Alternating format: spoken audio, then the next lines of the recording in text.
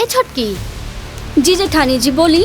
जाना तारे कुछ लड़की इतना कुलच्छनी होली सन कि ससुराल जाते ही अलगवनी करा देवेली सन, मनहूस होली सन। सही कहा तने जेठानी जी, ऐसन बहू भगवान दुश्मनों घरे ना देवे। गलत हिस्सा में खड़ी बढ़ू, अपना हिस्सा में हवा। सुनाई नहीं के देत देवकी, सुनाई नहीं के देत, कान खोल के सुन ला। अगर वही जय रहा के हो तो तारा के अपन मांग के सिंदूर पोछे के पड़ी।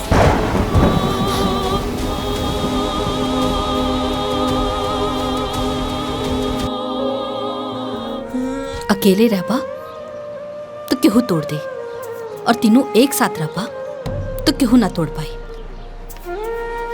एकता में बहुत बल होला, बुझाइल? जी।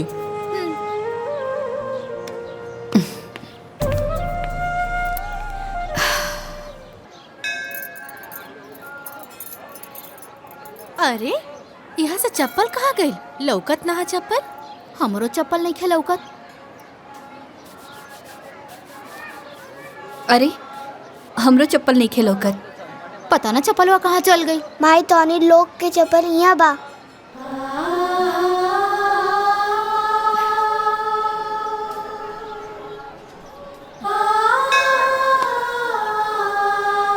बाबू इला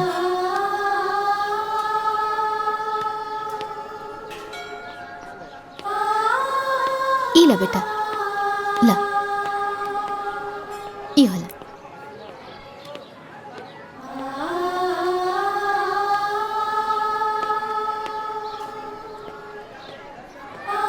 बाबू तोहर नाम का बा?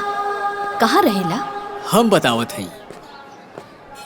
अनाथ हा बेचारा, पैदा होते एकरा के केहू वटवृक्ष के नीचे छोड़ गईल रहे। आधी रात के रोवत रहे त हम उठौनी हा। ई वटवृक्ष के नीचे हमरा के मिलल ना, यही खातिर एकर नाम हम बटुक नाथ रख देनी। तब से यहीं पड़ल रहेला।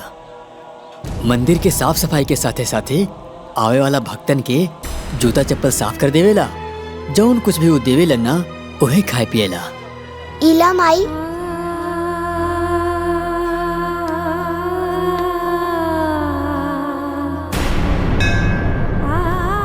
बेटा तू हमरा के माई कहला, हमार बेटा बनबा, हमरे साथ घरे चलबा। क्रिकेट ना शाम के खेलल जाई। हाँ वहाँ ऐसे छक्का मारी है। हाँ ठीक बा। अरे न लायको, कहाँ से घूम के आवत तारा लोग? वो गार्डन। गार्डन? अरे हम जज हई। अरे पढ़ लिख के कम से कम नायब तहसीलदार तो बन जा लोग। हैं गांव में हमार थोड़ बहुत तो इज्जत बची रही। ये देखा कपड़ा गंदा कर लेला लोग, कहाँ खेलत रहला? अरे लइकन के डांटल छोड़ी और है ली प्रसाद ले ली। तू ला। देवकी ई लइका के हो? एकर नाम बटुक नाथ था। ई हमरा के मंदिर में मिलल। अनाथ है बेचारा। ए जी हमने के लगे 2 गो लइका बा, एगो और हो जाई। त्रिदेव जब भी हमरा के माई कह के बुललस है ना, हमरा के अशोक और ओमकार दिखाई देलस। हम अपने ममता के रोक ना पौली और एकरा के लिए आईनी। ठीक बा, जब माई अपन ममता लुटा देनी त बाबूजी भी अपन प्यार दे दी हैं, है ना बेटा? चला हम तो के मिलाओ तनी ई तोहार मझिला भाई असो। गले मिला भैया से। हाँ आवा। अब इनसे मिला, ई तोहार बड़ भाई ओंकार। चला ओंकार गले लगा बेटा। ओंकार का हो गई लेकर रखी? हाँ एकर तेवर तो देखा। लइका है ना, समय के साथ बदल जाए। ठीक है चला, चल बेटा अंदर चल।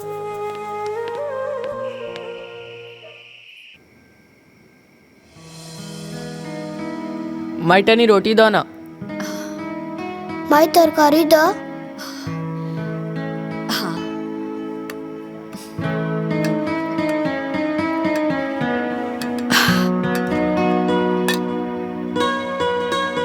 इला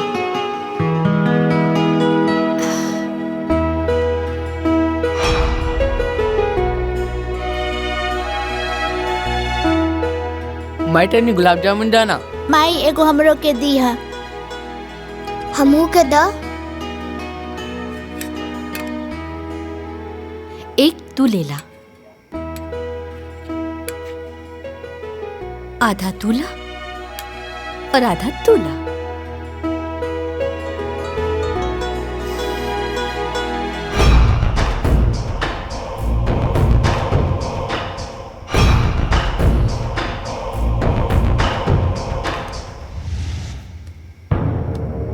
अरे माइक लगे हमने क्या सोते दा।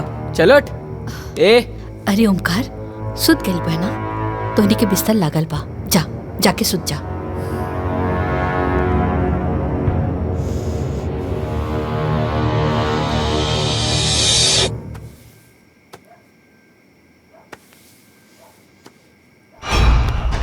जब से ही आई बा हमनी के कुछ ना कुछ छीनता। पहले गुलाब जामुन छीनलस, फिर माई के कोरा। काल तई हमनी के जमीन जायदाद घर द्वार सब छीन सकेला। ई हम ना होके देव, कब्बो ना होके देव।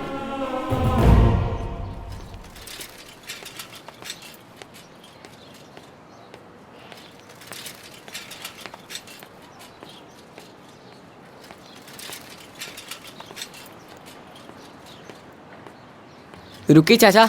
हाँ रुकी। हाँ हाँ चल उतर। तोर ठिकाना आ गइल बा, अब हमनी के साथे एक कदम भी आगे मत बढ़ाइए। चली चाचा। हम हूँ स्कूल चलम। माई गुस्सा करी। भैया ऐसा मत करो। हम अशोक के भाई हई, अशोक हमार भाई। ते न दोबारा हमनी के भैया मत कहिए और हमनी के साथे मत आवा। चली चाचा। हम ना हटब। लागत ते ऐसे ना मानबे। हम माई के बात मानब, बस माई के। हम स्कूल जाए तो स्कूल जाए। बार बार हमनी के माई के आपन माई कहता रे। अरे हमार माई कोनो मंदिर के प्रसाद नहीं खे। हमरा लागत ते लात के भूत बाड़े, बतिया से ना मानबे। हाँ अरे भैया ये छोड़ तू बच्चा। अपन काम करा। अरे भैया मत मारो भैया। एकरा के मत मारो। चल भैया आपके मत मारने के भाई नहीं। अरे भैया रुको, बात सुनो। मत मारो भैया, मत मारो। मालकिन, मालकिन, का भाई? मालकिन, ओमकार बाबू बटुक के मारत होवन। का? हाँ मालकिन, वो आपस में लोग झगड़ा कर ले बाड़े। चली जल्दी।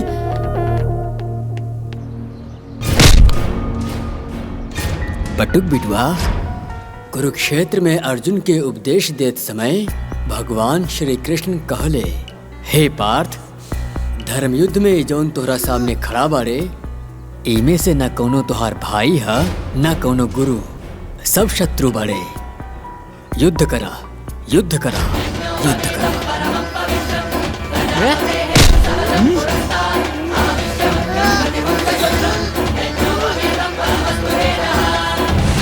ओमकार, बटुक, छोड़ दा, छोड़, छोड़ ओकरा के।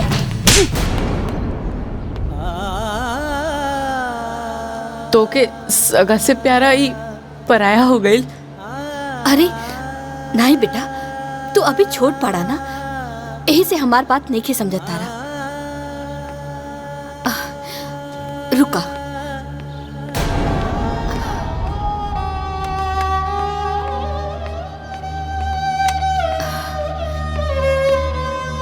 ओमकार बेटा, है 3 लकड़ी तू एक साथ तोड़ा।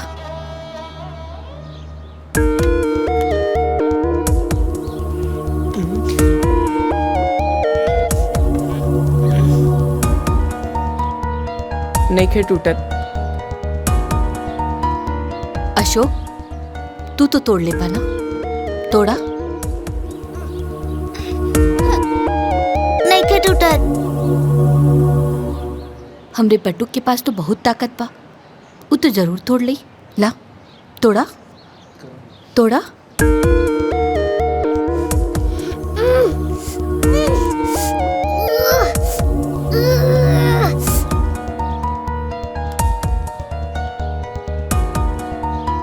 एक काम करा, इला एके तोड़ा।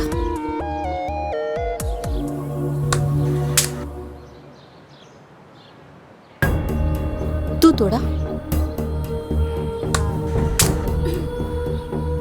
अब तू तोड़ा। ये टूट गए। हम तोहनी लोगन की इहे समझावल चाहत रहनी। अकेले रहबा तो केहू तोड़ दे, और तीनों एक साथ रहबा तो केहू ना तोड़ पाई। एकता में बहुत बल होला, बुझाइल? जी।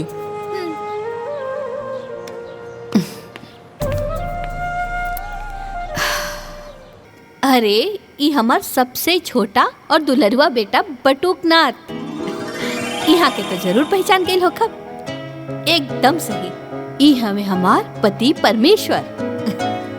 जय माँ जय माँ जय जय माँ जय माँ जय माँ जय जय।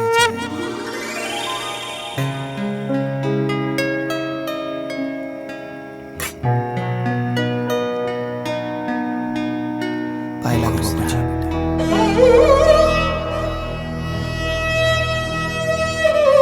खुश रहो। आशीर्वाद दिया।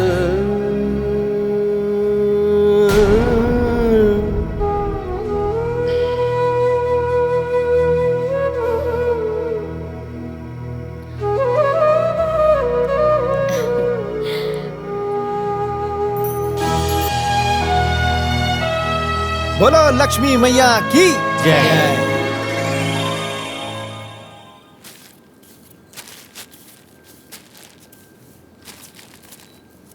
बटुक, ए बटुक, हाँ माई बोला का कहा तारू। हाय देखा ना, ये सीधा पिसान ना पंडित जी खातिर पान देने वाली। हाय ले जा करके ना दे दिया। ठीक बा। अरे अरे रुका रुका, अब का भइल? ई देखा ना पैसा देवल तो भूल गई रहनी। हाँ इला इहो दे दिया, और पंडित जी के जोड़ लगा के ना आशीर्वाद जरूर लिहा। काहे से कि संत महात्मा के आशीर्वाद से ना दुख मुसीबत सब दूर हो जाला, और वैसे भी उ तुहार जीवन दाता बाड़े। ठीक बा, हम आशीर्वाद जरूर लिहब, भूलब ना।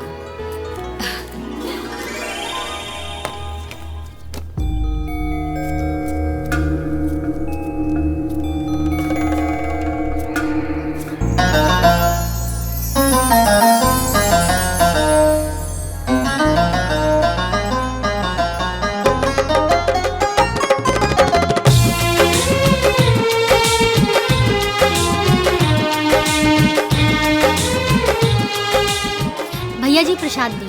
हाँ दे दे। कितना भाई? 250 रुपया। 250 रुपया? अरे एकदम मंदिर में लूट मचोले बाड़ा। अरे सब कुछ महंगा हो गईल बाटे। हमरा की मत बतावा कि महंगा हो गइल बा। हमार बचपन ऐजा बीतल बा, ई कुल 10 रुपए में मिलत रहे। 250 रुपया लाई दी।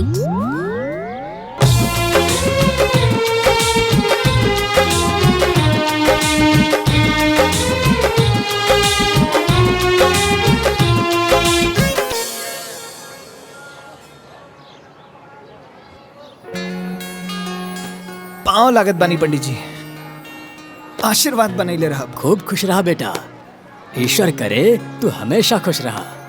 और ही बताओ बेटा, तुहार परिवार में सब ठीक बानू? जी। और तुहार माई के का समाचार बा? सब स्वस्थ निमन बा? अरे वो एकदम बढ़िया बड़ी, उहे तो हमके यहाँ भेजले हैं। और रउआ खातिर ई चढ़ावा भी देले बाड़ी। जथा नाम यथा गुण। तुहार माई तो देवी बाड़ी बेटा, वो हमेशा सब केहू के ख्याल रखेली। ईश्वर उनका के हमेशा खुशहाल रखे। अच्छा पंडित जी, आज्ञा दी। खूब खुश रहा बेटा, खूब खुश रहा।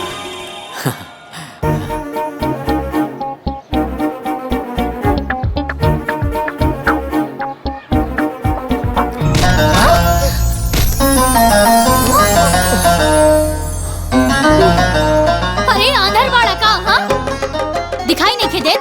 हमार सब प्रसाद गिरा देला। अब हम का चढ़ाए भगवान जी के? अब देखत का बाड़ा, मदद करा। न जाने कहाँ से आ जाला लोग। हाँ, हमार कुल। हाँ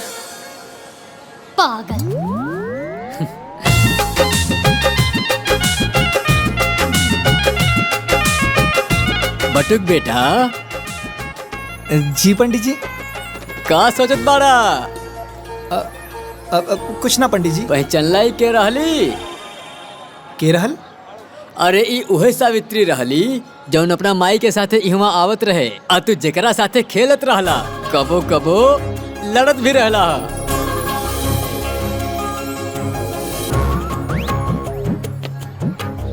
रुकता ना।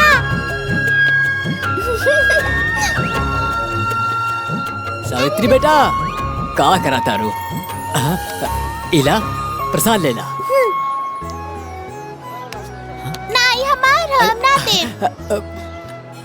अरे ना ना लड़ाई के, तोहरा खातिर भी बा। रुका, इला हाँ खेला। हाँ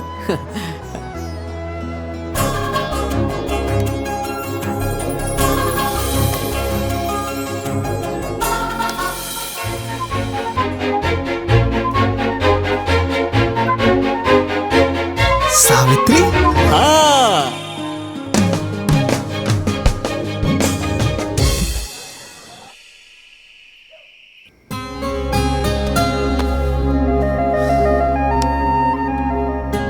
अरे आंधर बाड़ा का, हाँ दिखाई नहीं के देत, हमार सब प्रसाद गिरा देला। अब हम का चढ़ाए भगवान जी के? अब देखत का बाड़ा, मदद करा। अरे एकदम मंदिर में लूट मचोले बाड़ा। हमरा की मत बतावा कि महंगा हो गइल बा। हमार बचपन नहीं जा बीते बा, ई कुल 10 रुपए में मिलत रहे।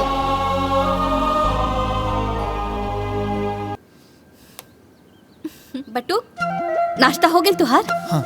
अच्छा ते काम करा ना, तू ना मंदिर चल जा।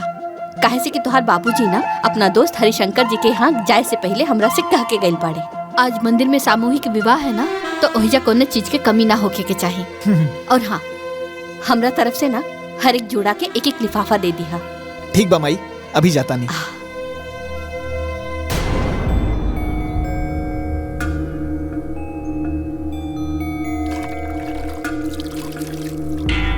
हला ठीक है।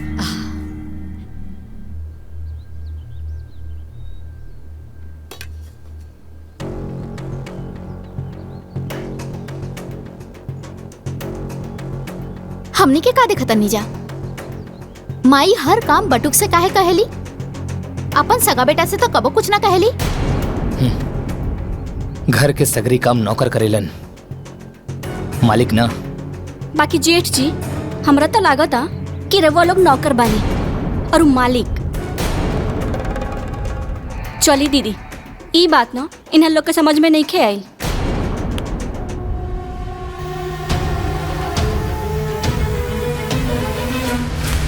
जाहिदा, तू खाना खाना।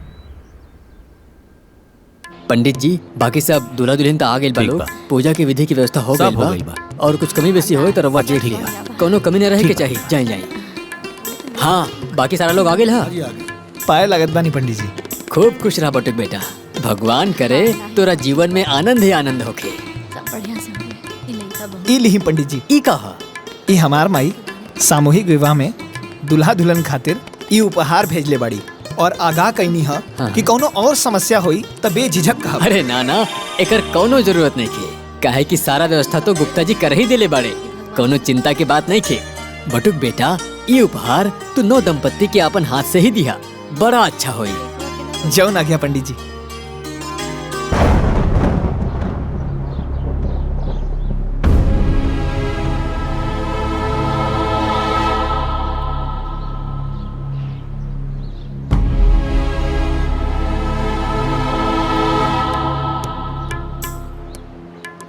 हाँ सोनू, ठीक।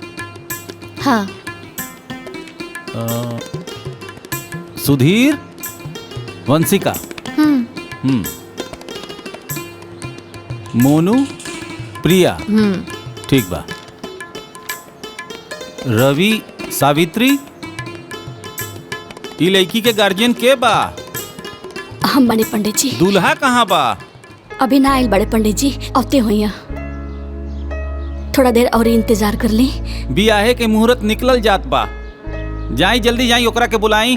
अच्छा पंडित जी, हम देखत बानी।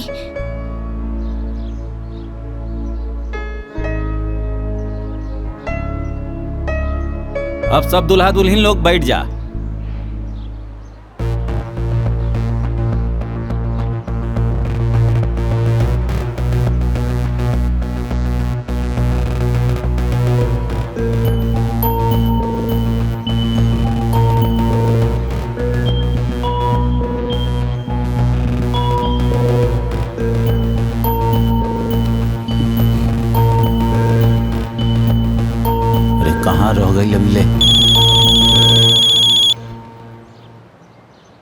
हाँ राम प्रसाद जी।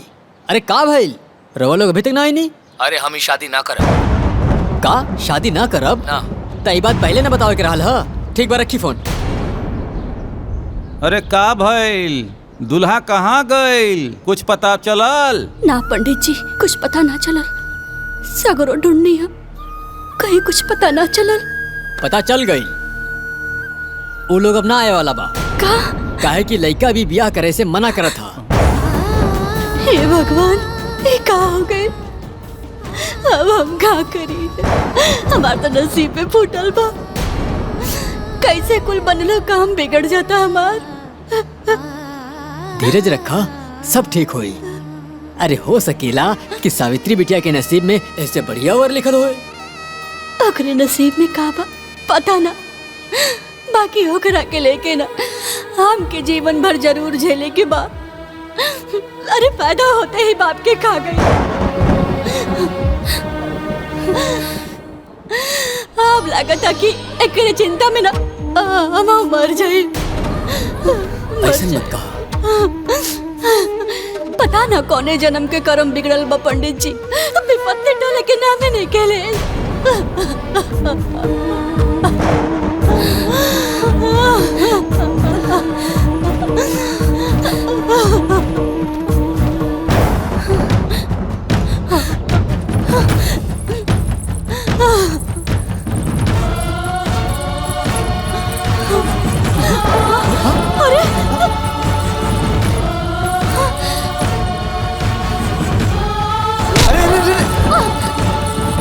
ई का कर बड़ू, ई ठीक ना बा। छोड़ा हमरा के, हम कहता नहीं, छोड़ा हमरा के, हमार मर जाएली ठीक होई। अरे ऐसन करल का, सोचल भी पाप होला। हम तोरा के ई ना करे देब। हमरा के ई पाप पुण्य के बारे में कुछ नहीं के पता। हमरा के तो बस इतना पता बा कि हमरा मरला पर ही हमार परिवार से विपत्ति टली, हमरा के मर जाएदा। अरे ऐसन मत बोला, भगवान पे भरोसा रखा। भगवान के घर में देर बा, अंधेर नहीं। वो तो हर समस्या का समाधान खोजले हुई है, और इस संसार में बहुत नेक लोग बाड़े। देखिए एक दिन केहू ना केहू तोहार हाथ थाम ले। इस संसार में ऐसा केहू ना होला जे बेसहारा के सहारा दे सके। केहू नहीं खे ऐसन, केहू नहीं खे ऐसन। अरे नहीं नहीं, अभी भी इंसानियत जिंदा बा, बहुत लोग बाड़े। तका तो हमार सहारा बन सकेला।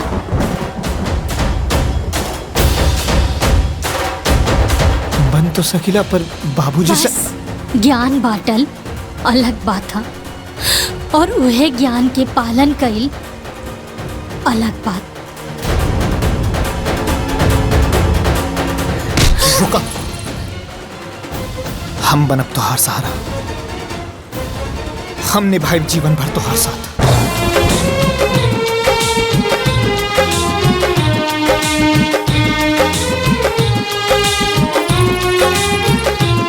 अब वर वधू एक दूसरा के गला में माला डालिए। ओम वक्रतुंड महाकाय सूर्यकोटि समप्रभ निर्विघ्नं कुरु मदेव सर्वकार्येषु सर्वदा।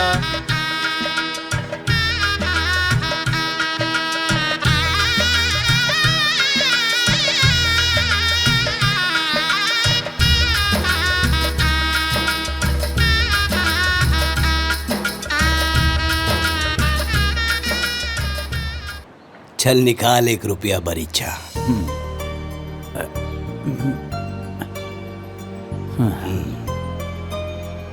आज से तोहर बेटी हमार घर के बहू भइल, और हमार बेटा तोरा घर के दामाद। ठीक रही ना?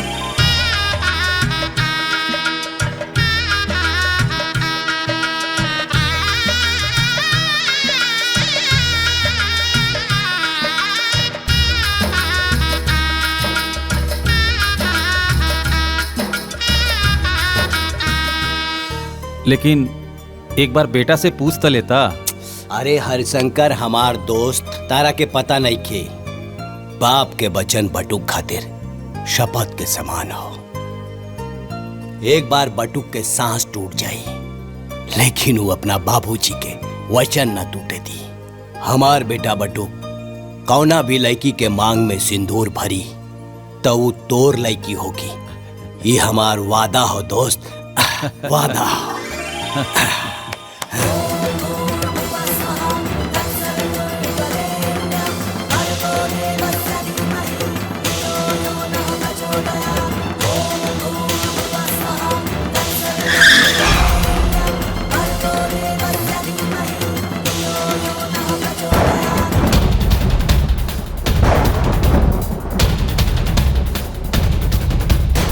अच्छा, बाबूजी के बड़ा नाच रहे ना पे। अब बाबूजी के पता चली कि कितना लायक बा और कितना नालायक बा।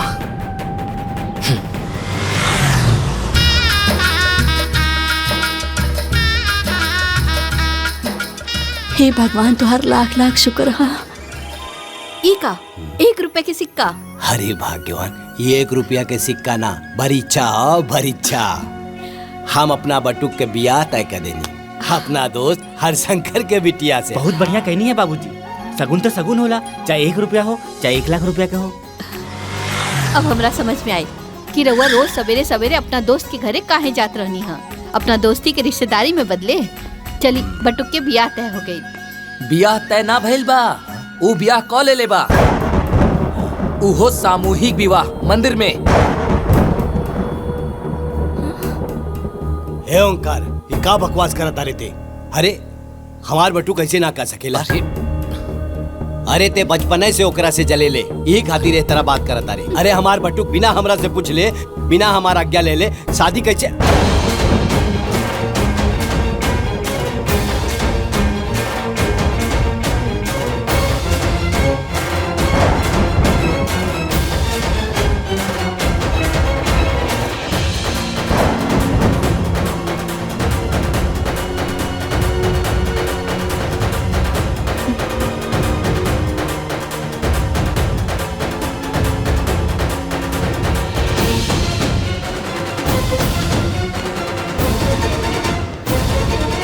बाबूजी खबरदार, हमार पैर छुए के जरूरत नहीं की। देख ले लू देव की, आखिर पराया खून अपन रंग दिखाई देलस। अगर हमार बेटा होखत तो बिना हमरा आज्ञा के एकरा से बियाह करत। एकरा वजह से हमार वचन टूट गई। आखिर हम का मुंह दिखाई अपना दोस्त हरिशंकर के? कितना इज्जत रहे गांव समाज में बाबूजी के, आज पगड़ी उतर गई ना। अरे ई कोनो बियाह ह? ना बाजा ना गाजा ना बाराती ना घराती। सही कहा तारू नैना, इतना बड़ कांड के क्या आइल बा, लेकिन माई एकरा के एक शब्द ना बोली है। आज तो हर माई ना हम बोला, हमार फैसला हुई। देवकी एकरा के अपन बेटा बना के घर लाइल बिया, तो एकरा के पूरा हक मिली, घर जमीन जायदाद सब में एकरा के तीसरा हिस्सा मिली। लेकिन ना मिली तो हमार आशीर्वाद। नहीं बाबूजी नहीं, हमके तो बस माई बाबूजी के आशीर्वाद चाहिए। ये सब कुछ ना चाहिए, बस माई के और आपके आशीर्वाद। देवकी, अभी घर में बंटवारा हुई, सिर्फ बंटवारा। बाबूजी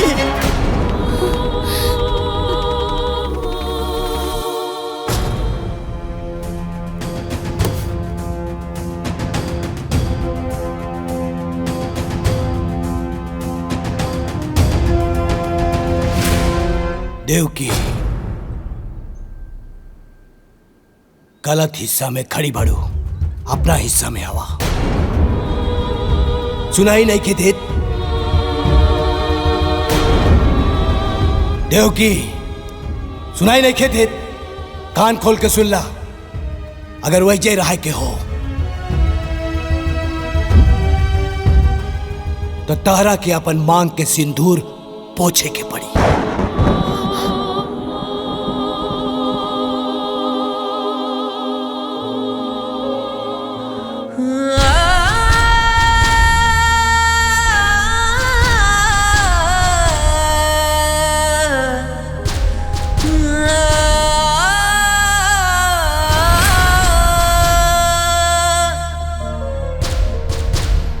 सुख दुख में खड़ा रहे गजब संजोगवा होला। दुनिया में सबसे प्यारा अपन लोगवा होला। दुनिया में सबसे प्यारा अपन लोगवा होला।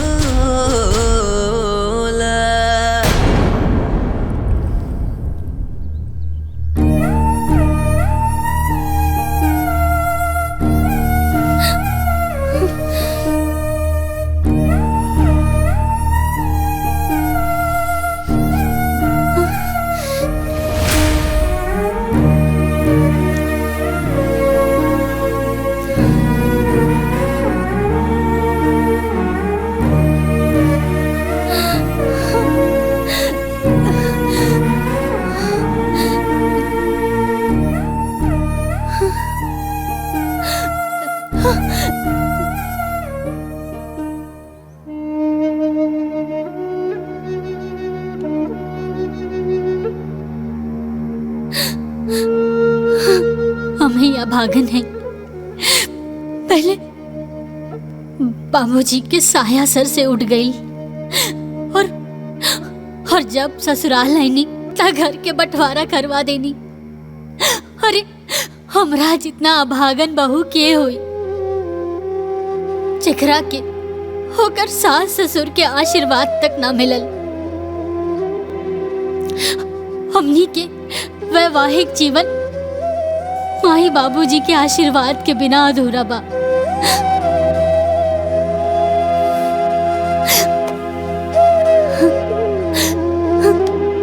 तू अपन दिल छोटा मत करा। बाबूजी गुस्सा में होवन और माई एक दिन उनकरा के जरूर मना लेहन। और ई रात रोए का ना है, ये हमनी की जिंदगी का नया शुरुआत है।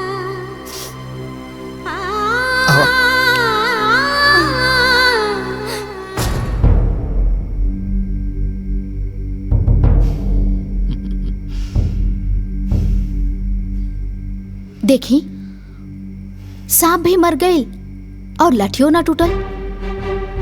जे काम हमनी करल चाहत रहनी वो खुदे कर लेलस। बस बाबूजी जैसे ओके अपना दिल से बाहर निकाल दिले ना, वैसे एक घर से बाहर निकाल देती तो इस सगरी जमीन और जायदाद, एक घर और द्वार हमनी दोनों भाइयन के हो जात। अरे टेंशन मत ली अंगूर खाई। अरे खाई ना और वक्त के इंतजार करी, वो एक दिन जरूर आई। काहे कि माया नाम हवे हमार और माया के माया अपरंपार होला।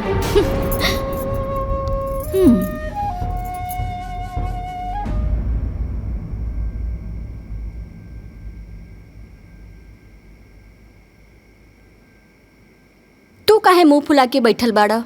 नैना, आज जौन घर में भइल अच्छा ना भइल। बाबूजी के बट्टू के माफ कर देवे के चाहत रहे। आज माई के त्रिदेव खंड खंड हो गई। एकदम दिमाग में गोबर भरल बा का? त्रिदेव खंड खंड हो गई। अरे एक दिन जमीन जायदाद सब कुछ खंड खंड हो जाई। ओकर सोचा कि कैसे सब कुछ ठीक हुई। अगर कुछ कर ना सकेला तो चुपचाप सो जा। मातम मनावला के जरूरत नहीं खे।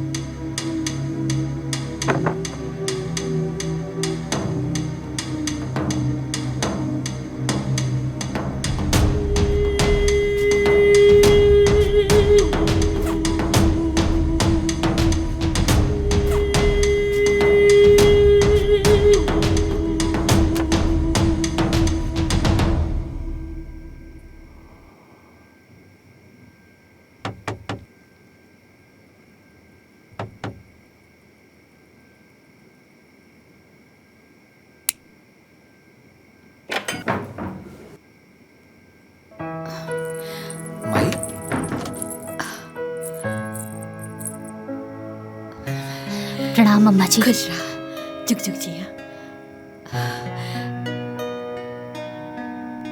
हम तोहरा के नीक ना दे पौली ना, यही से नीक लेके आइल बानी। हैला हमरा तरफ से रखला।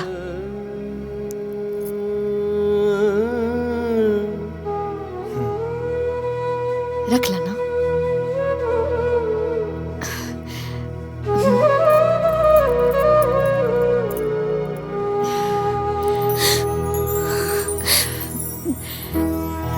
खुश रहा। हम ना सब केहू से छिप के आइल बानी। हमार बड़की पतोहिया ना अलगाव होते ही अपने मैके से नौकर बुला लेलस। एक नंबर के काम चोर पिया। काम में मन ना लागेला, बाकी सब चीज पे नजर रखेले। अच्छा हम चलतानी।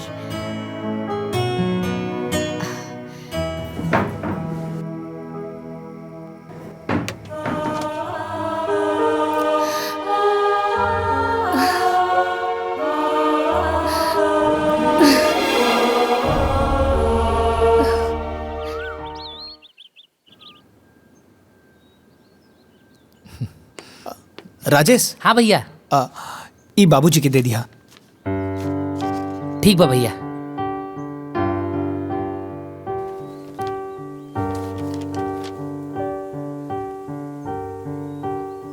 ली बाबूजी चाय पी ली। हाँ रख दा।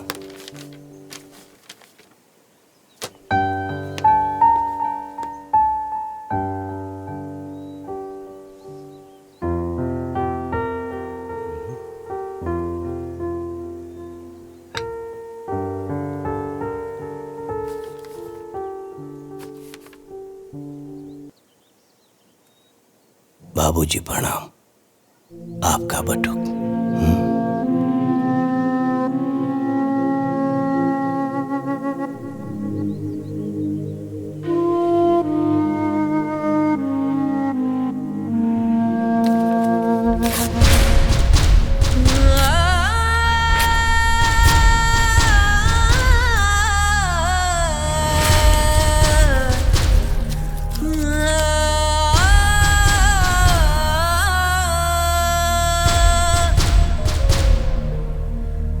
सुख दुख में खड़ा रहे गजब संजोगवा होला।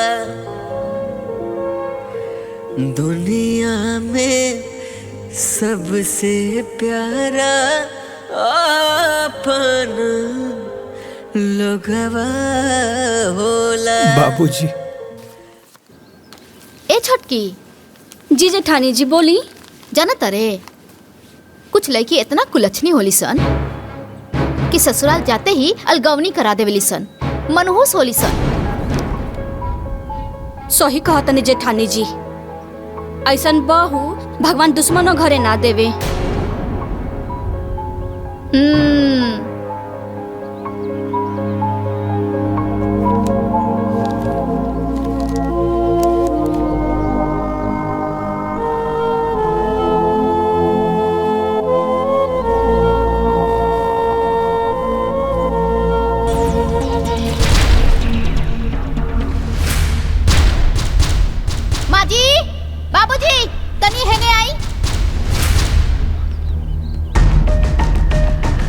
फिर बहू ये देखी सारा कचरा गोलिया के और हमनी के ओरा करके चल देलस महारानी। बाप रे बाप कितना पट्टेदारी निभावती। अरे सावित्री, सावित्री।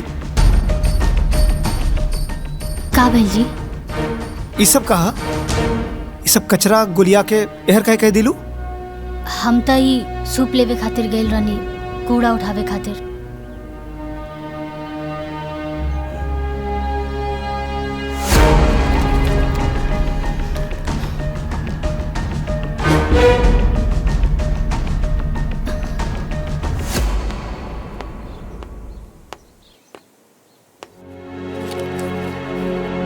जयप्रकाश बाहर आवा।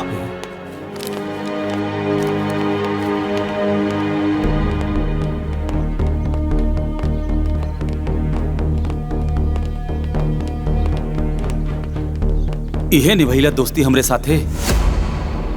अरे पूरा गांव में थू थू होता। अमानत देले रनी तारा के, तार बेटा से हमार बेटी के बियाह करावे खातिर। अरे चुप काहे पड़ा, बोलत काहे नहीं खे? अरे कहां गई तोहर वचन? कहानी की एक बार पटुक से पूछ ला, लेकिन ना।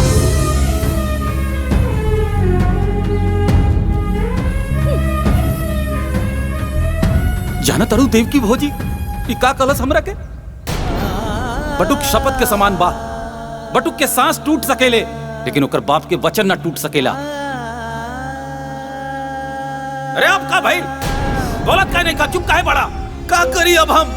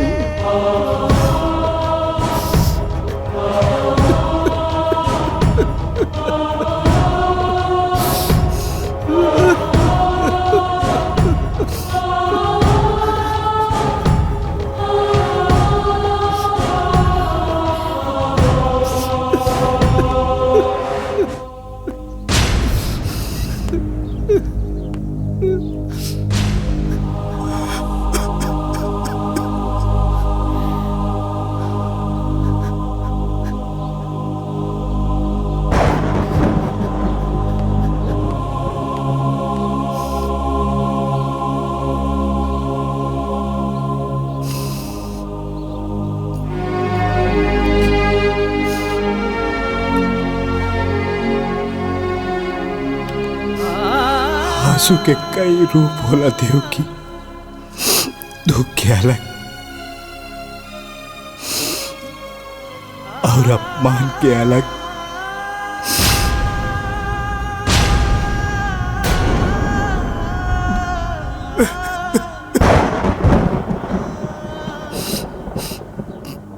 दुख के आंसू पिया जाला,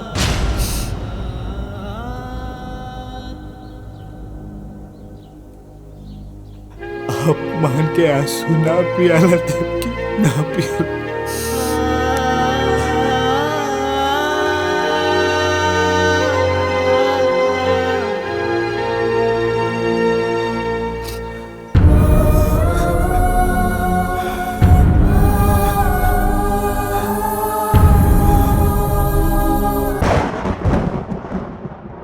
या एक बार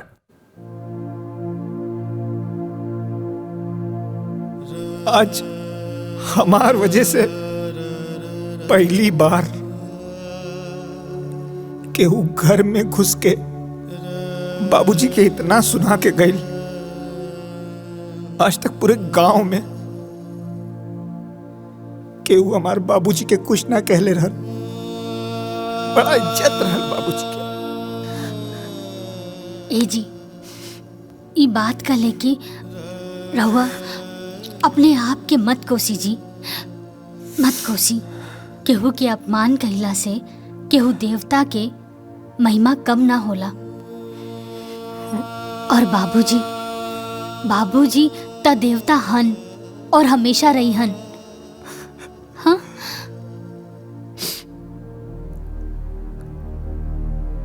आज तक देवता के भी अपमान हो गए। हाँ देवरानी जी, ये अपमान बाबूजी के गुस्सा के आग में घी डाले के काम कैले बा।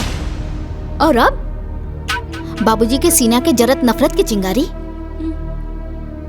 एक दिन ज्वालामुखी बन जाई। ओकरा बाद बाबूजी ओकरा के खुदे निकाल दिए घर से।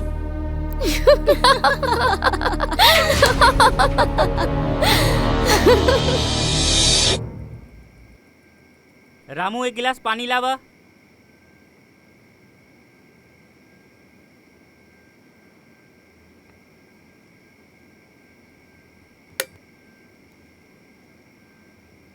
ए जी, घुरहु आयल रहे, कहला सा कि कल खेत में खाद वाद डाले के बा। बटुक काल सवेरे तू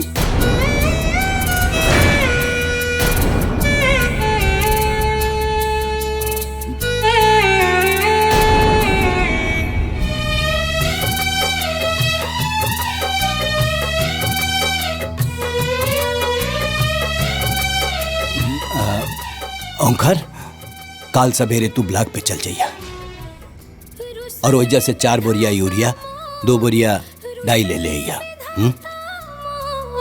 कुछ ना बुझात बा ठीक जिंदगी बा। के नैया कवना हुरिया बहल जात बा जिंदगी के नैया कवना हुरिया बहल जात बा रुसले बटुक के भुलावल इतना आसान नहीं है।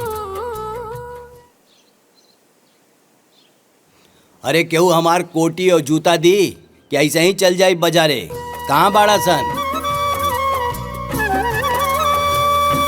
इली बाबूजी।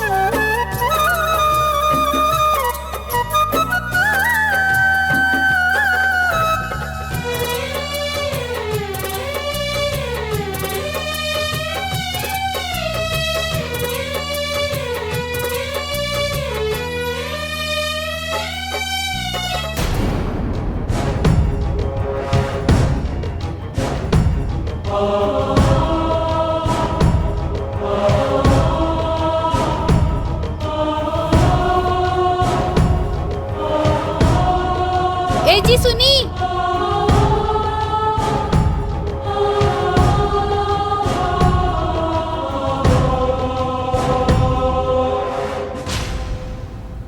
सुनी जी।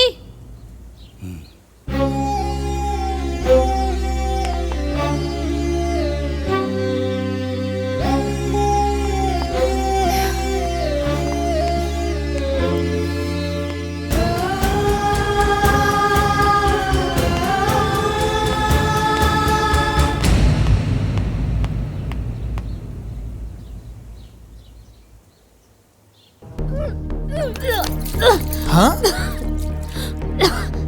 का भइल हो? तबीयत तो ठीक बानू?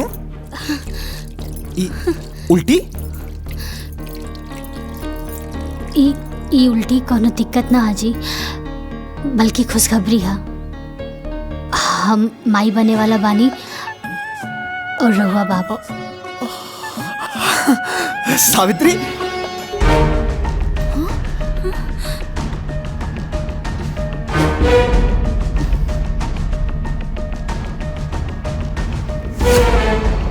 ब्याह कके पहले हमनी देवरानी जेठानी आईनी और माई पहले उकलमोही बन गई।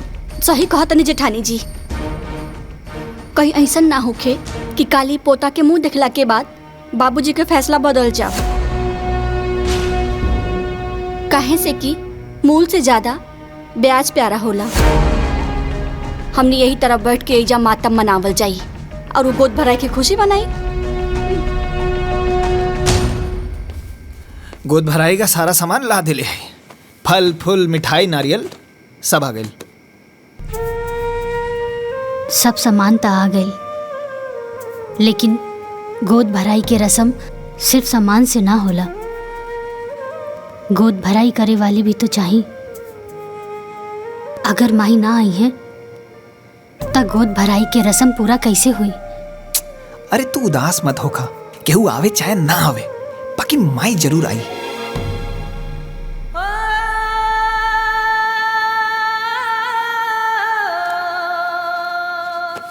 लाई पैर दबा दे।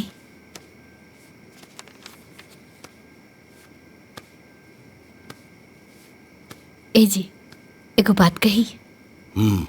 बोला। इतना साल बाद हमनी के खानदान में वंश आवे वाला बा। रउआ कहीं तो हम कल बहू की गोद भराई में जाई ना। वंश आपन होला, पराया के ना।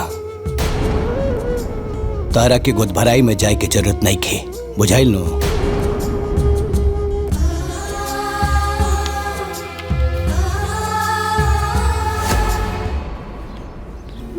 ए दीदी। हाँ आज हमरे छोटकी पतोहिया की गोद भराई है तो जरूर रही। अपने बिटिया के भी जरूर ले ले यहाँ, बहुत बढ़िया नाचे लेना। ठीक बा दीदी।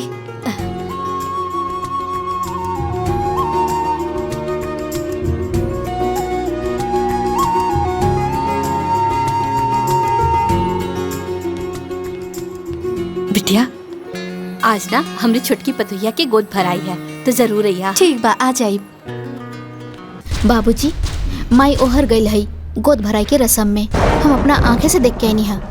रउआ हमार बात के भरोसा करी ना बाबूजी, अगर भरोसा नहीं के होत तो छोटकी से पूछ ली। बाबूजी दीदी सही कहा तनी, हमहू माई के वहाँ देखले रहनी है। बहू, अगर तू लोगन के बात सच निकलल तो सोच ला, आज के बाद से देवकी भी हमरा लिए मर गई। चला लोगन। चलिए बाबू। हाँ चलिए बाबूजी।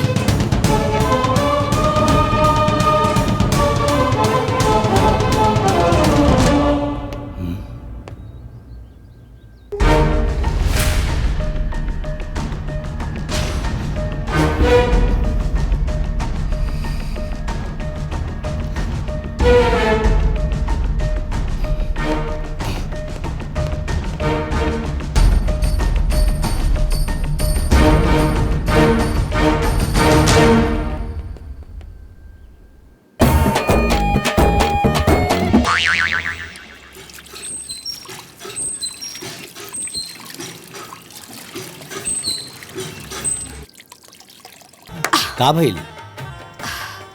वो घर में मच्छर बहुत हो गई बा। हाय देखी। ठीक ठीक हो, मारा मच्छर।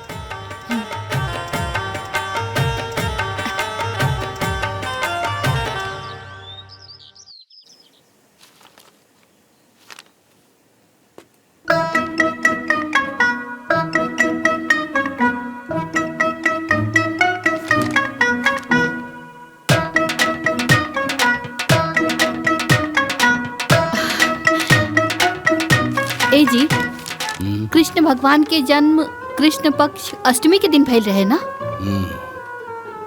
और महीना भादो के और दिन बुधवार रहे ना? अनहरिया में झमाझम बारिश होत रहे। का बात है, आज भगवान श्री कृष्ण के जन्मदिन बहुत याद आ रहा बा। नहीं नहीं, और रउआ का अखबार में लगे बा, चाय पी ना, ठंडा हो जाए। हाँ हाँ।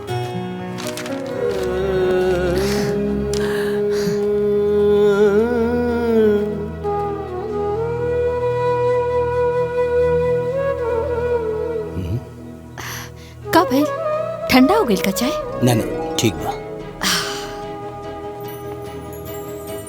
माई इशारा दे देली कि लड़का का नाम का रखी। एकर नाम कृष्णा रही। कृष्णा। कृष्णा। नंद घर आनंद भयो, जय कन्हैया लाल की, हाथी घोड़ा पाल की, जय कन्हैया लाल की। का भाई? हाँ? कुछ नहीं।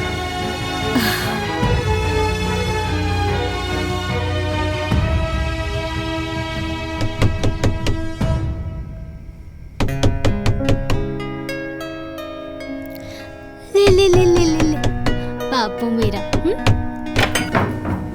माई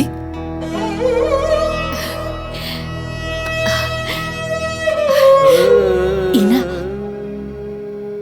चांदी के कंगन बाबू खातिर लाइल बानी, पहना दिया। हाँ आ बेटा। अरे बाप रे बाप, वाह रे हमार किस्मत। भगवान हमरे जैसन किस्मत ना केहू के ना दे। पहले पतों से छिपके मिले ही नहीं, और आज अपने पोता से। अरे दादी, दादी है। हाँ, हमरा के दादी पुलवा ना? हाँ, रोता।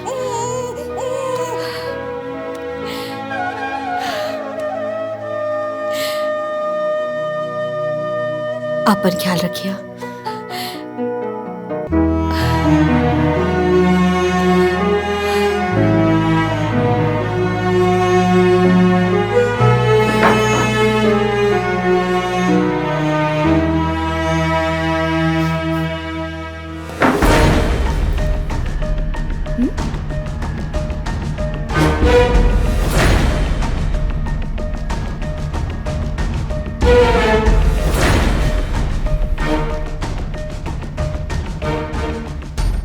माँ जी के पोता खातिर ही प्यार एक दिन हमने खातिर बहुत घातक हो सकेला।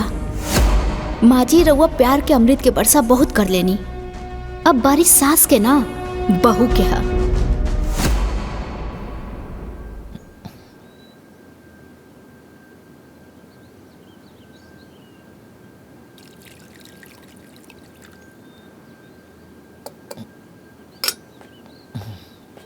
ए रामू, तनी चापाकल से हमार नहाए खातिर एक बाल्टी पानी ले आवा। पता नहीं क्या सुबह से बहुत हाथ पिरा था। ठीक बा, लेकिन ई बात मालकिन के ना पता चले के चाहिए, ना तू अपना घर से हमरा के भगा दी है। अरे अरे ना पता चली, सब लोग कमरे में बा। तू जो। ठीक बा।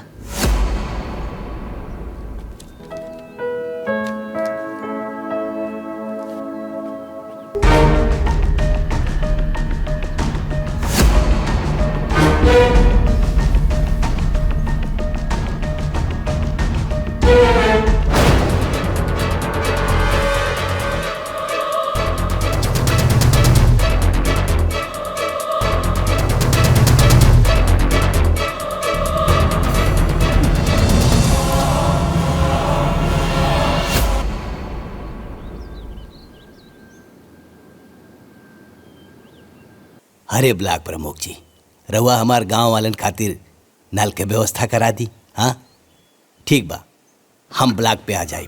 हाँ जयराम जी की। ली बाबूजी चाय पी ली। अरे रामू, हाँ आज के अखबार कहाँ हो भाई? हमके लागता अंदर बा। जल्दी ले आवा। अच्छा।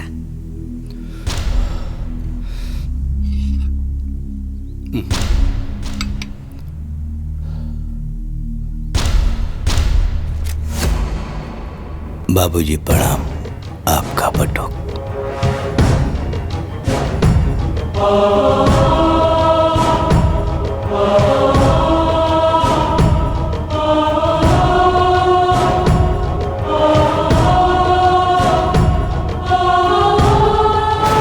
का रोज रोज का ड्रामा।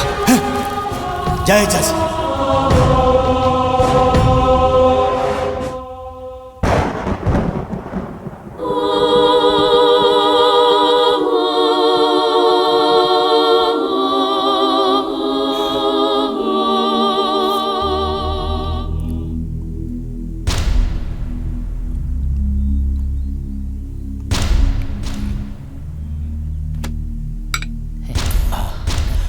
काबिल बाबूजी।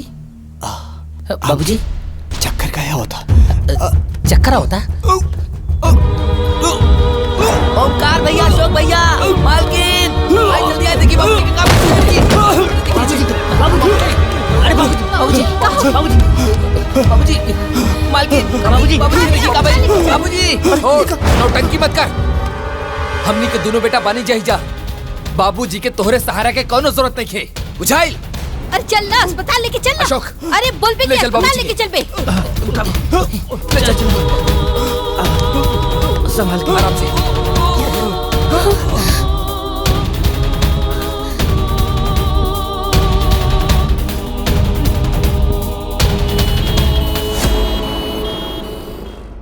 ओह माय गॉड, मेरा शक सही निकला। चाय में जहर था।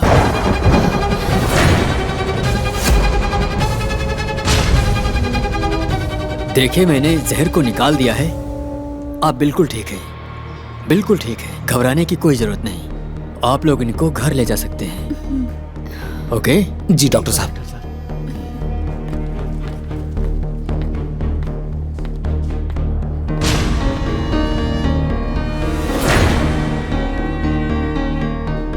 का रामू, चाय में जहर के में ले रहे हैं?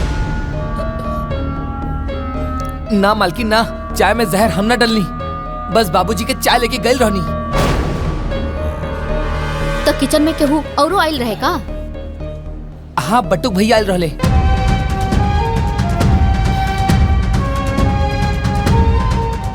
बटुक? हे भगवान, बाबूजी के चाय के ट्रे में पर्ची रखत रखत अब चाय में जहर मिला देलस। तोहार दिमाग खराब हो गइल बा कि पगला गइल बाड़ू? हमार बट्टू कैसे नहीं कर सकत। वो कुछ भी कर सकेला देवकी, कुछ भी।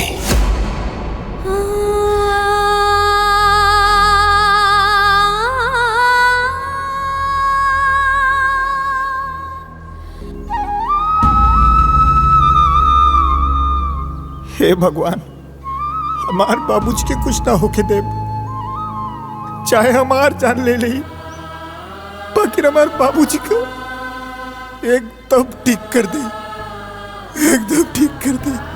बटो बाबूजी, बाबूजी का भइल? विश्वास नहीं की होत हमरा की जिंदा देख के? अरे हमरा के का पता रहल कि हम अपना ही घर में सांप पाल रहल बानी जौन एक दिन हमरा के डसी। अरे आशीर्वाद ना देनी तो चाय में जहर मिला दे लेते। ना बाबूजी ना, ऐसा मत कहा। हम तारा चाय में जहर नहीं के डलने बानी। हम जानता नहीं तो हमार भगवान जानत। भगवान होके या इंसान दिक्के होके भी धोखा दे सकेले। आपन खून आपन ही होला।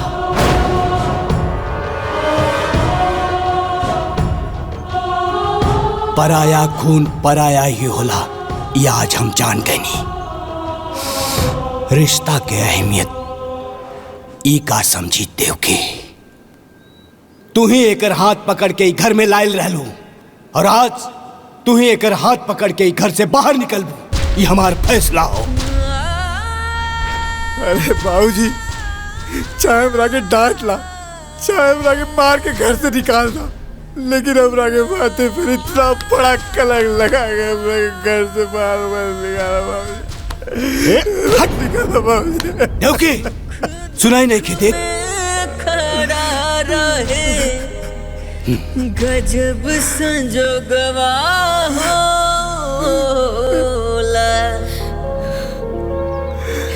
दुनिया में सबसे प्यारा अपन लोगवा होला। दुनिया में सबसे प्यारा अपन लोगवा होला।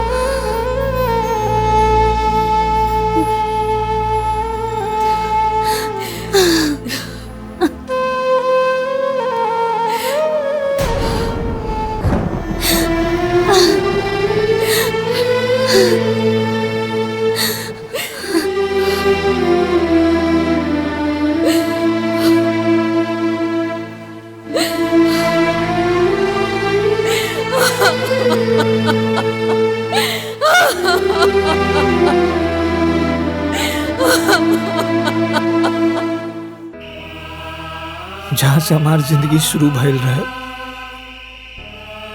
आज फिर से हम वहीं आ गए बानी। मत रोआ बेटा, मत रोआ।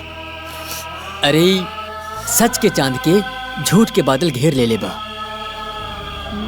समय की हवा चली, एक दिन ही झूठ के बादल उड़ जाए, फिर सच की चांद चमकी, एक दिन जरूर चमकी।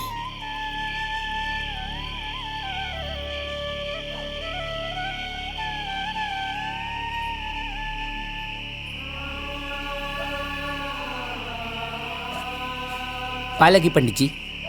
खुश रहा। बटू कहाँ बाटे? भीतर घर में बा। है उनकर माई सामान भिजोले बाड़ी, कहनी की जाके दे दिया।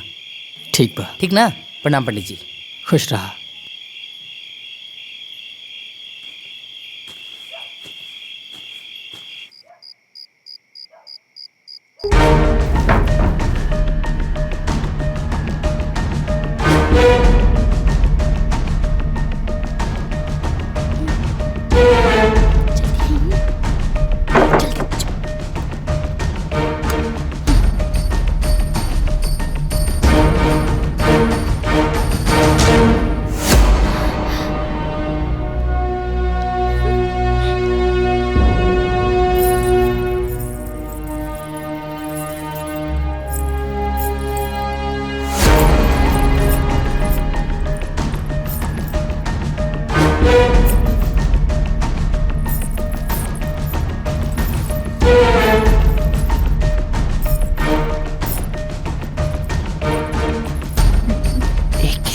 किलो बा, 1 किलो। आधा किलो रहुआ रख ली, आधा किलो हम, बाकी तीसर के बचल हिस्सा बांटे वाला। ठीक कहा तारू छोटकी। ऐसन बा, एके जल्दी जल्दी रखा, ना तो बाबूजी माई आ जाइए ना तो सब गुड़ को भर जाई। है ना, इला रखा। ए, तू रख।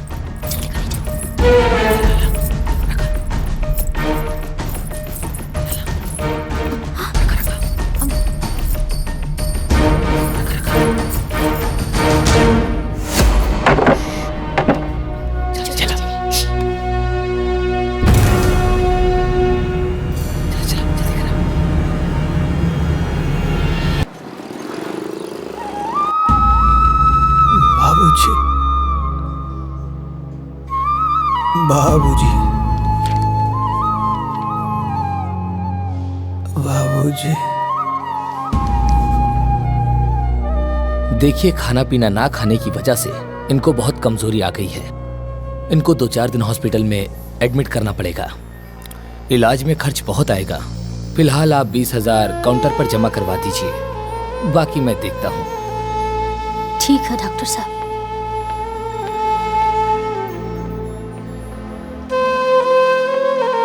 बाबूजी,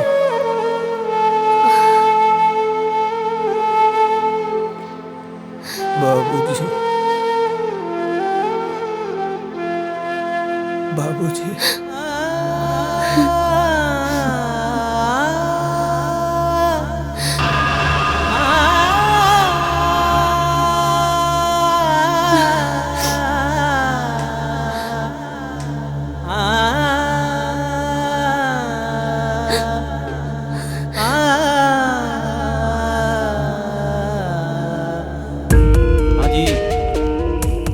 अरे रउआ चिंता ना करी, हो जाई। हाँ हाँ, बैठी।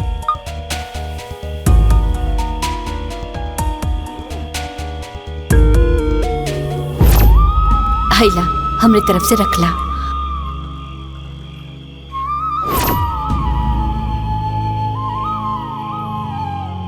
एके बेचे के बा।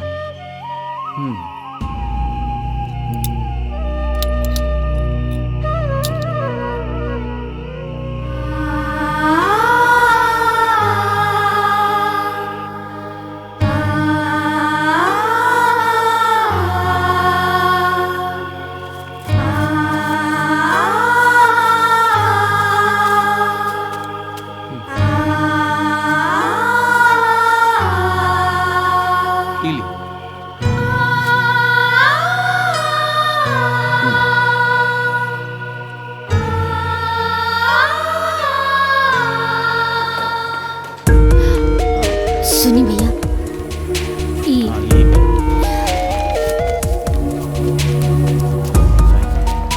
डॉक्टर साहब 20,000 जमा करे खातिर कहले रहलन।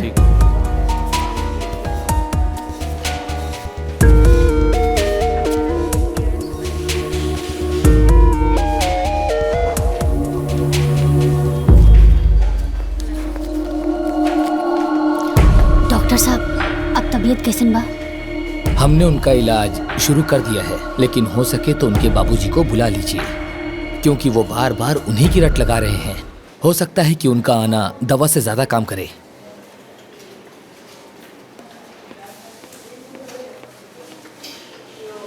बाबूजी,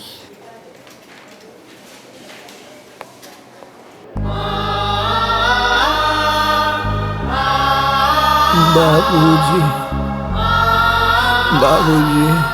का करी? बाबूजी के कैसे लेके आई, कुछ समझ में नहीं के आवत। बाबूजी,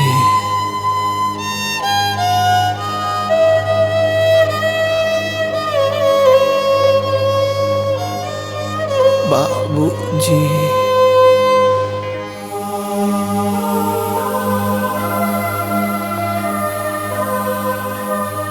सावित्री बिटिया, बटुक कैसन बा? पुजारी बाबा, तनी को आराम नहीं खे, तनी को आराम नहीं खे। सावित्री बिटिया, मत रोवा, हिम्मत से काम ला। कल वट सावित्री माई के व्रत बा, तूहू व्रत रखा। सावित्री माई सबके सुहाग के रक्षा करेली। तोहरो सुहाग के रक्षा उहे करी है। अरे जौने वटवृक्ष के नीचे सावित्री माई के निवास बा, उहे वटवृक्ष के नीचे बटुक हमके मिलल रहे। सावित्री माई के आशीर्वाद बटुक के बचपन से ही मिलेला।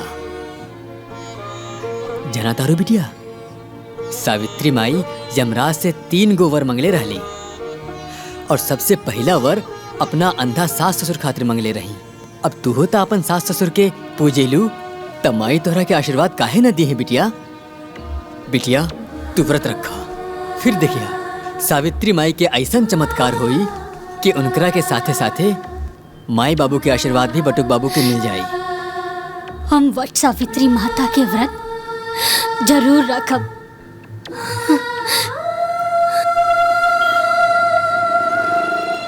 घर में 2-2 गो बेटा बा। अपने मेहरारू के साथ टीवी देखत रहिए। अपने माई बाबूजी के साथ अस्पताल ना आ सकेला। आज हमार पट्टुक होत ना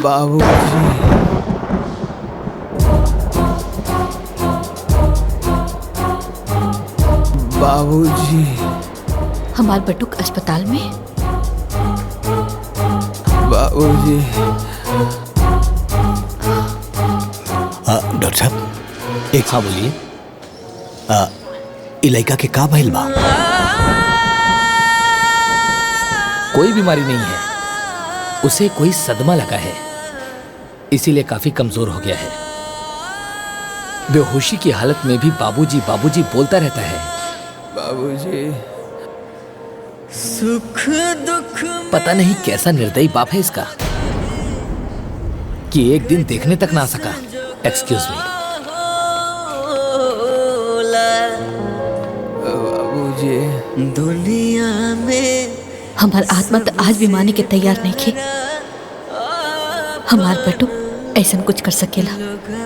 ओकर बाबूजी ओकरा पर विश्वास नहीं करत। इससे बड़ा सदमा और का हो सकेला। हमार पतोहिया सब परेशानी अकेले सहलस।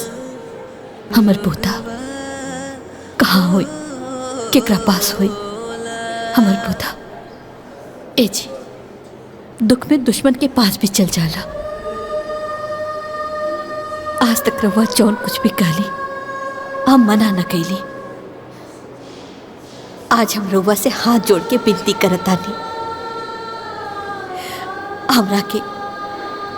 हमरा पतो और पोता के पास जाए दी। हम अपने सुहाग के क्रिया खा के कहतानी कि खाली दूर से देखब, बात न करब। मान जाए, हम विनती करतानी, मान जाए। बाबूजी।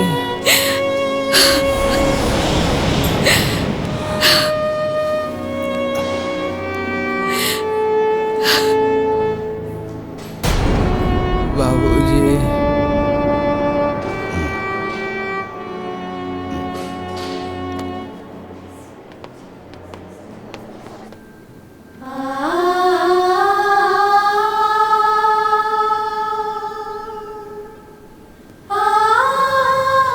लोग ईश्वर से सब कुछ मांगेला, बाकी हमनी खातिर तरवा लोग ही ईश्वर बानी। हमनी के आपन आशीर्वाद दे दी। हमनी के आपन आशीर्वाद दे दी। हम जाना तानी कि राहुल आशीर्वाद के बिना हमनी के जीवन कबो सुखी ना रही।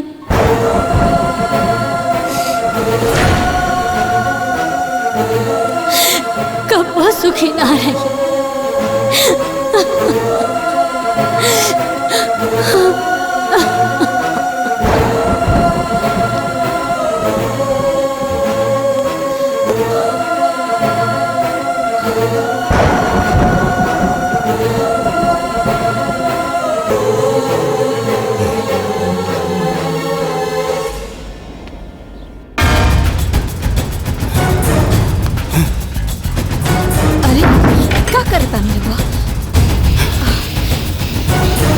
सुनी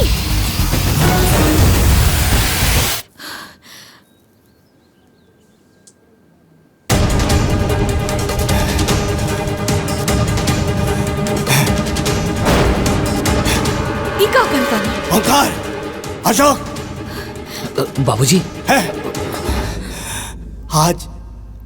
आज ये घर घर ना अदालत हो, और ये अदालत में वो जहर वाली केस के फाइल खुली और बारी बारी सबके बयान लिया जाइए। अस्पताल में सांस जोड़ जोड़ के जौन लड़का जी रहल बा, हमार नाम ले रहल बा, घर में होकर पत्नी मंदिर में भगवान की जगह हमार तस्वीर लगा के पूजा कर रहल बिया। हमरा के भगवान मान ले बिया। उ लइका और ओकर पत्नी हमार जान ना ले सकेले। हमरा के पूरा यकीन हो गइल बा ई दुष्कर्म तू ही लोगन में से केहू एक कैले बा। हम 3 लेकिन गिनब, फिर जे आरोपी होगी वो सामने आ जाए, ना तो ये माचिस के तिली जला के हम पूरा घर जला दे। हमरा साथे साथे पूरा परिवार जली और मरी। बाबूजी ऐसा मत करिए बाबूजी। 2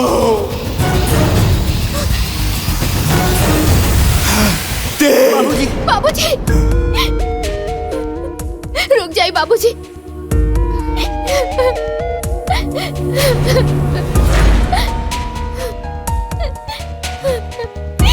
ये महापाप हमरा से हो गए बाबूजी, हमके माफ कर दी।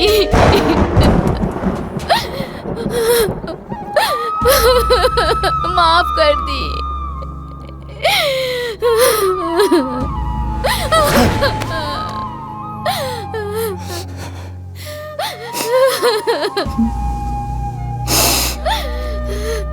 ये पाप ते काहे कैले रे पापी, काहे कैले?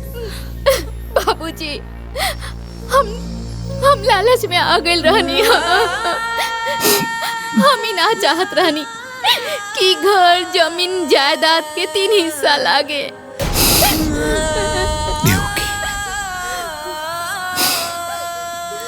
हम जज रहनी,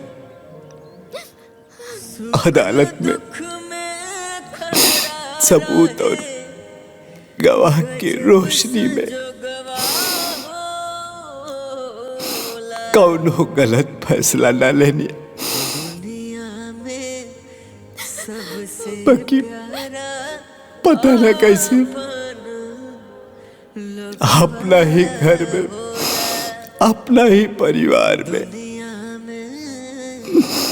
गलत फैसला सुना देनी। अब पहले ही बहुत देर हो गई बा, अब और देर ना करी, चली। अब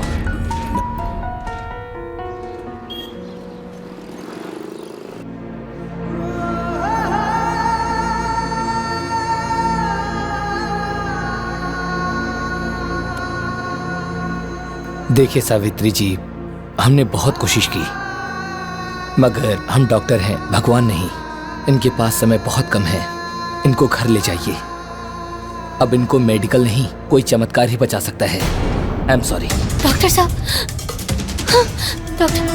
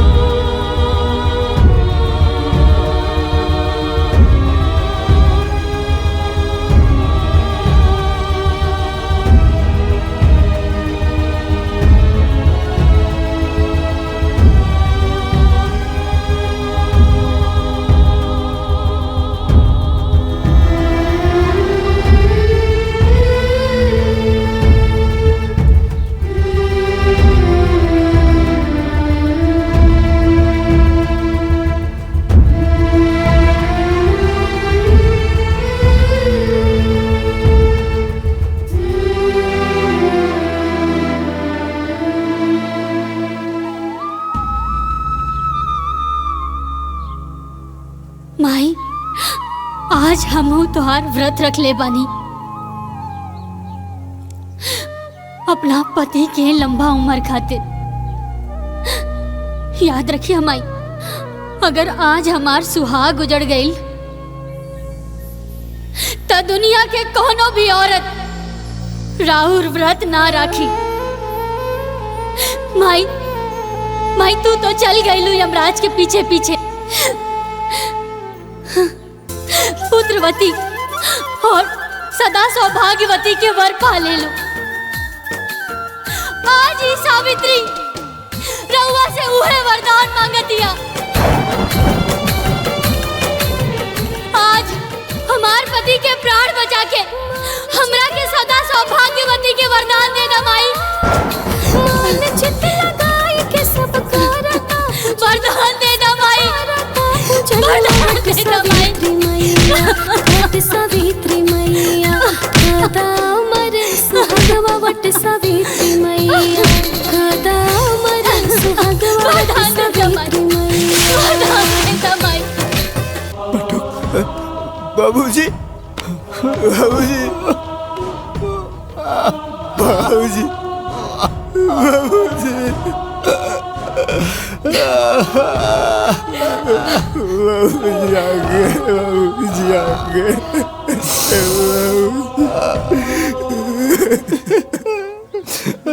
बेटा,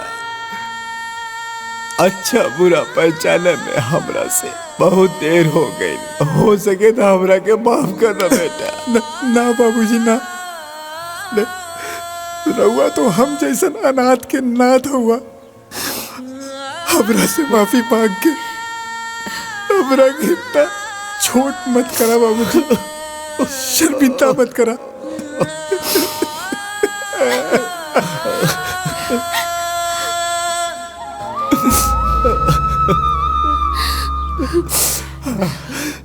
बहू, हम तोरो बहुत बड़ गुनाहगार है। तू दोनों बियाह का के आइला तो हाथ पसार के तू लोगन के स्वागत करे के रहल, लेकिन हम अभागा बाप तू लोगन के धुतकार के ही घर से निकाल देनी।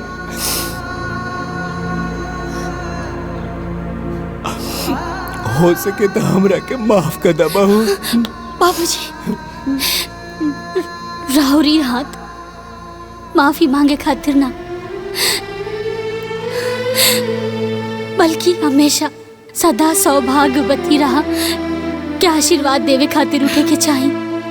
आशीर्वाद दी हमरा के। खुश रह बहू, खुश रह।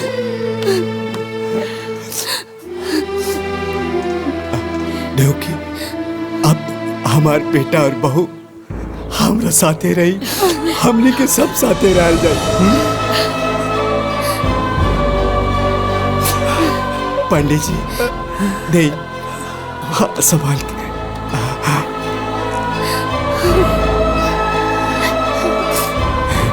हमरा घर के चिराग। बोला वट सावित्री मैया की, वट सावित्री मैया की।